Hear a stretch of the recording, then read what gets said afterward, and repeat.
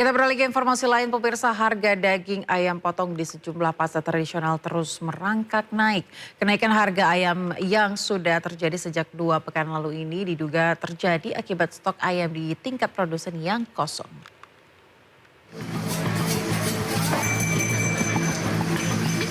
Harga daging ayam potong di sejumlah pasar tradisional di Kabupaten Tangerang, Banten mengalami kenaikan.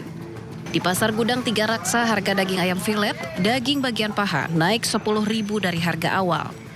Selain itu, harga ceker ayam pun ikut naik. Sebelumnya Rp20.000 per kilogram, kini menjadi Rp25.000 per kilogram.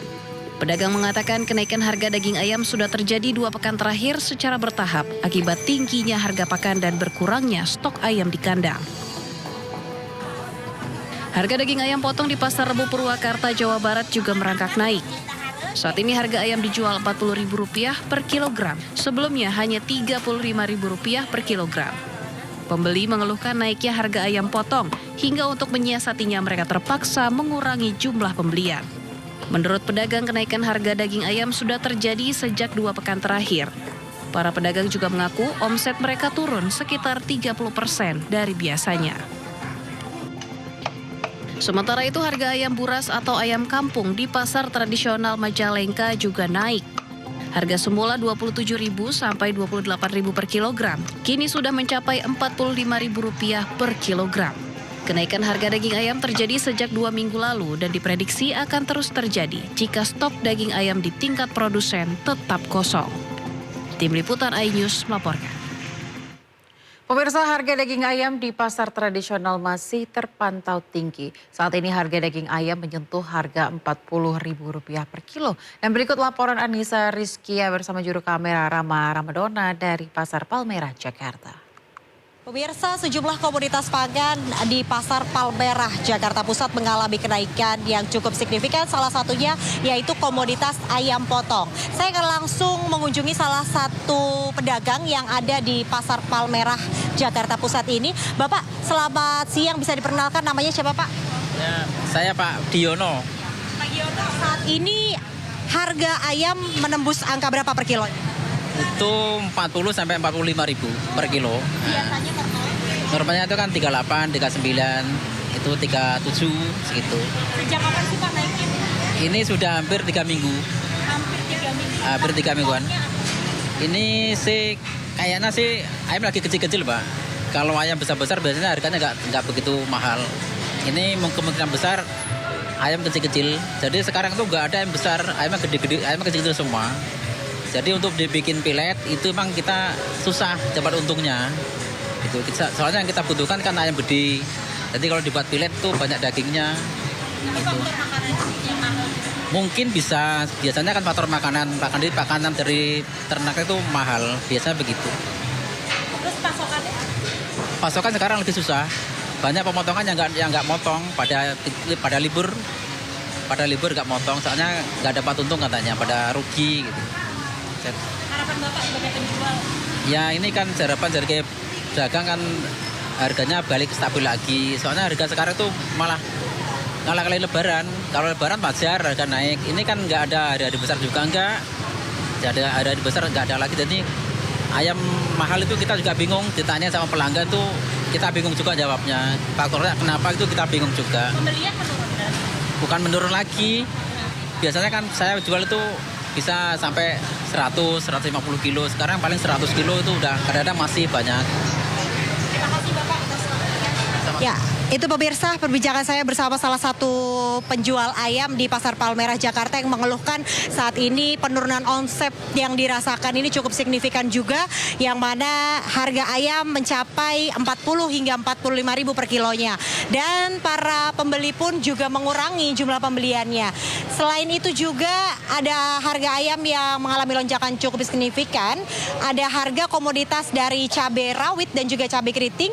Cabai keriting ini menembus angka Rp75.000 per kilo yang biasanya hanya di kisaran Rp40.000, dan untuk cabai rawit ini mencapai Rp50.000 per kilonya yang biasa harganya adalah Rp40.000. Dan sampai saat ini memang tidak hanya sejumlah komoditas sayur mayur yang masih normal, tapi juga untuk kebutuhan pokok seperti beras, minyak goreng, dan telur masih di harga normal. Cukup stabil pemirsa harganya.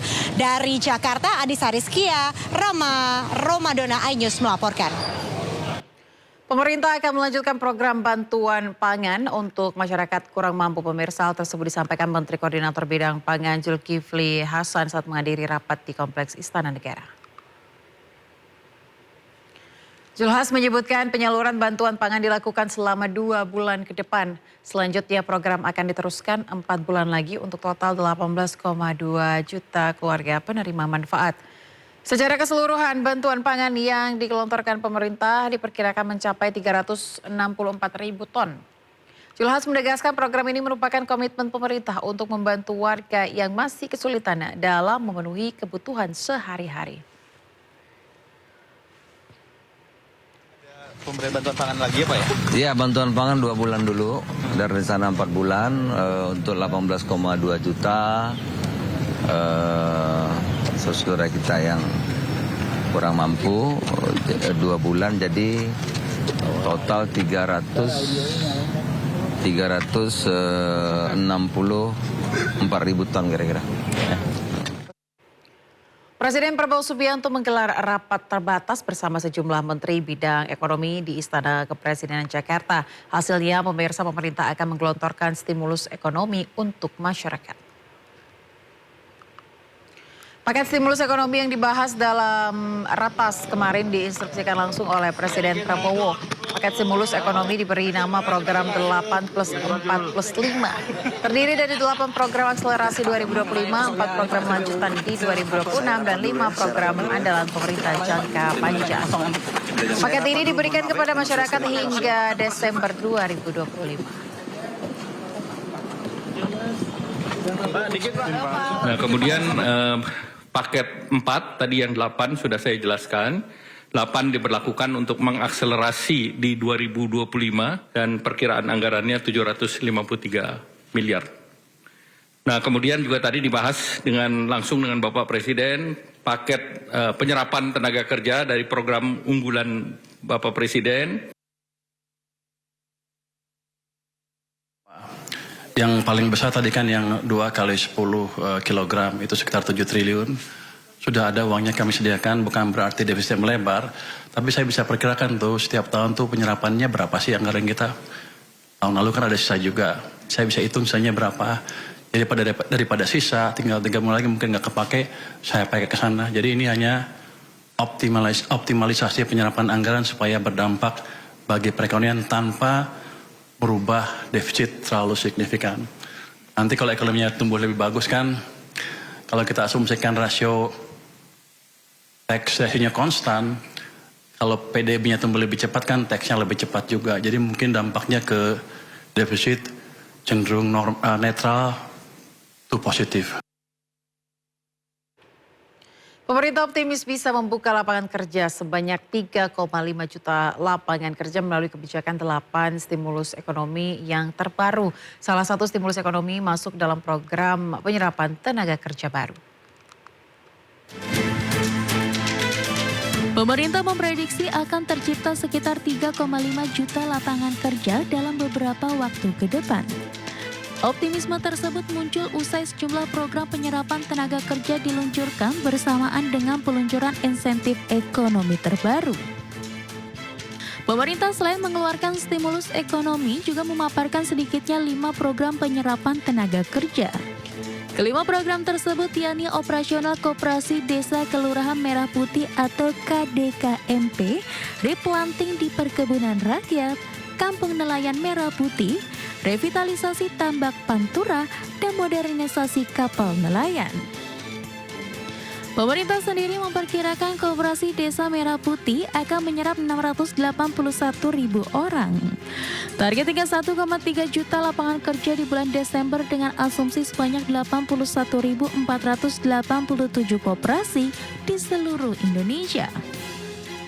Sementara Kampung Nelayan dengan target 100 desa pada akhir tahun ini ditargetkan mampu menyerap 200.000 tenaga kerja. Revitalisasi tambak mampu menyerap sebanyak 168.000 pekerja. Sedangkan untuk program modernisasi 1.000 kapal nelayan diperkirakan akan menyerap 200.000 tenaga kerja.